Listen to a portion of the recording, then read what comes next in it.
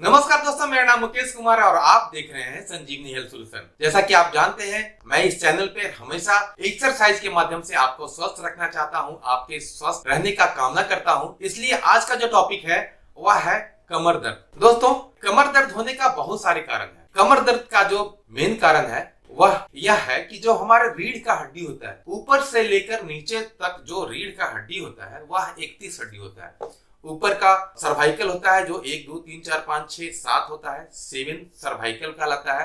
उसके बाद 12 हड्डी जो होता है वह डॉर्जल कहलाता है, जिसको थोरेसिक भी बोला जाता है। और उसके बाद 5 हड्डी होता है, उसे लंबर बोला जाता है। 1 2 3 4 5 लंबर हो गया। उसके बाद सैक्रल होता है, 6 हड्डी होता है जो सैक्रल होता है। और उसके बाद लास्ट में 1 हड्डी होता है, उसे हम कॉक्सिजियल कहते हैं। दोस्तों, जनरली जो कमर का दर्द होता है वह लंबर की वजह से होता है, यानी कि हमारा जो हड्डी ऊपर का 7, उसके बाद 12, उसके बाद जो 5 हड्डियां होती है, उसमें खास करके L5, L4, L3 यानी कि लंबर 4, 5, 3 के बीच में ज्यादा अक्सर ऐसा देखा गया है कि उनके कोलैप्स होने की वजह से, चाहे तो कारण कुछ भी रहा हो, बहुत देर तक आप बैठने की आदत रहा हो उस कारण, या फिर कभी आप गिरे हो, कभी आप इंजरी हुई हो, तो उस कारण भी हमें दर्द रहता है। दोस्तों, इसका एक्सरसाइज जो है वह भी बहुत मामूली है, लेकिन एक्सरसाइज हमें हर दिन करना होगा, तभी हम उसे रिकवर कर पाएंगे।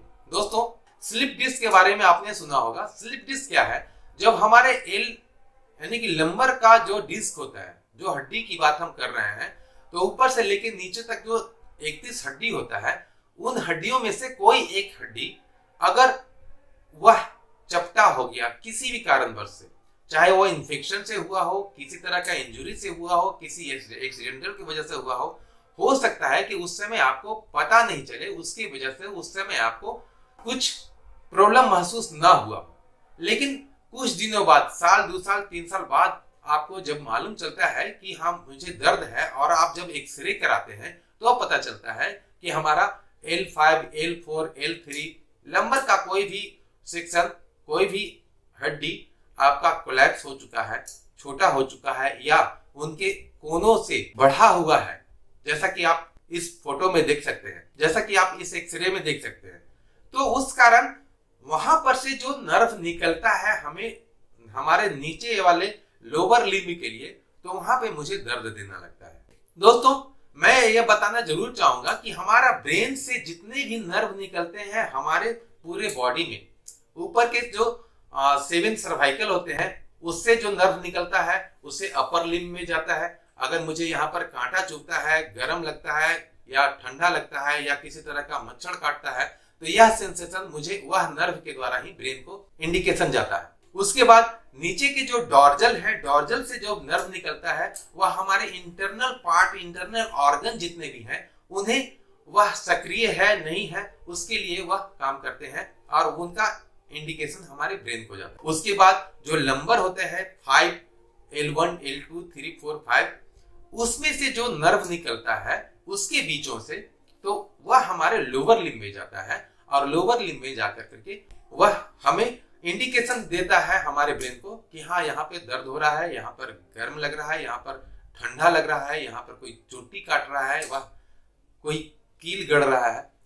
तो अगर मेरे लंबर के किसी भी पोजीशन में अगर कोलैप्स आ गया है, तो मुझे एक्सरसाइज से ही या फिर बेल्ट से ही हम उसे कुछ हद तक कम कर सकते हैं, ठीक कर सकते हैं।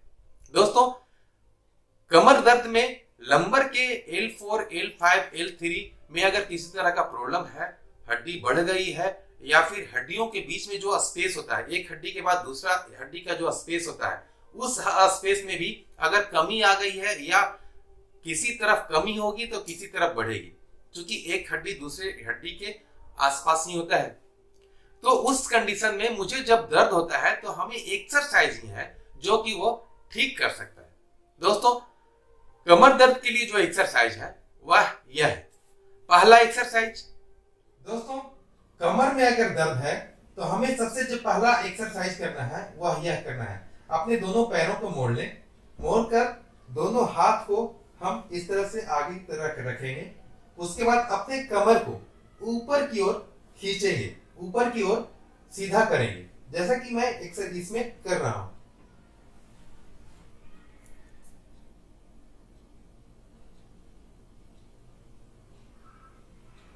एक से लेकर 20 तक काउंट करेंगे, उसके बाद रिलैक्स,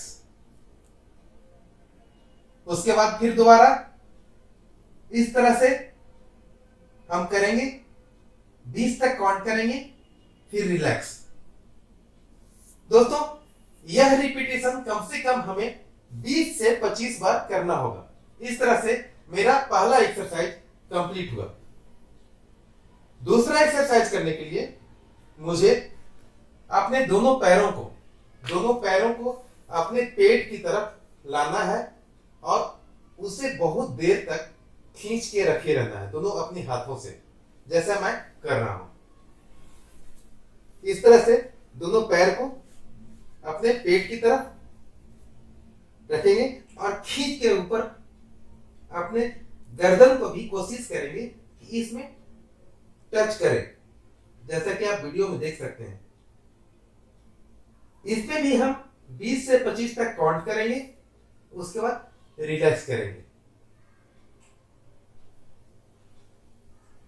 1 2 3 4 5 6 7 8 9 10 11 12 13 14 15 16 17 18 19 20 21 22 23 24 25 रिलैक्स। इस तरह से हमें कम से कम 20 से 25 बार, 20 से 25 रिपीटेशन इसे करना होगा, तब हमारा यह दूसरा एक्सरसाइज कंप्लीट होता है। और तीसरा जो सबसे महत्वपूर्ण एक्सरसाइज है,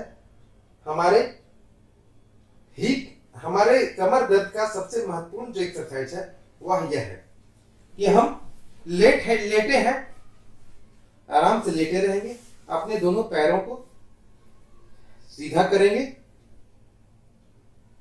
और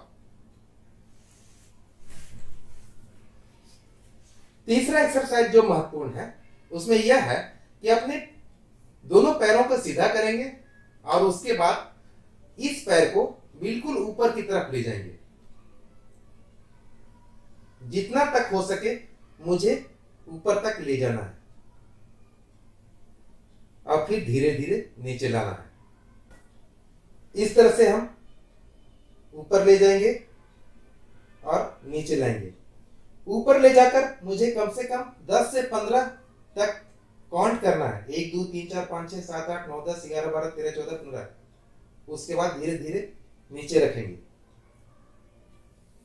उसके बाद फिर ले जाएंगे, 15 तक काउंट करेंगे, फिर धीरे धीरे नीचे रखेंगे। इसी तरह से जैसे मैंने राइट का किया है उस तरह से लेफ्ट का भी करेंगे। दोस्तों, इस तरह से हमारा यह तीसरा एक्सरसाइज भी कंप्लीट होता है।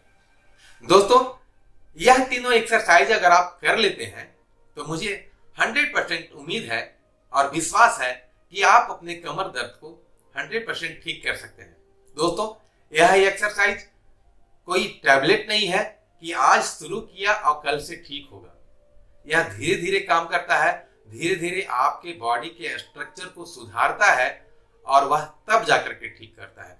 तो आप एक्सरसाइज करें तो कम से कम 15 दिन, 30 दिन या 45 दिन जरूर करें, उसके बाद आपको किसी भी एक्सरसाइज का रिजल्ट मिल पाएगा। धन्यवाद, मिलते हैं अगले वीडियो में, तब तक के लिए जय हिंद, जय भारत।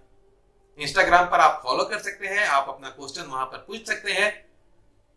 कमर दर्द से रिलेटेड अगर किसी तरह का प्रॉब्लम है तो आप हमें हमारे इंस्टाग्राम आईडी जो डिस्क्रिप्शन में दिया हुआ है आप फॉलो कर सकते हैं। वहां पर आप अपना एक्सरे, अपना डॉक्यूमेंट, अपना रिपोर्ट भेज सकते हैं और कमर दर्द से रिलेटेड भी एनालिसिस करा सकते हैं।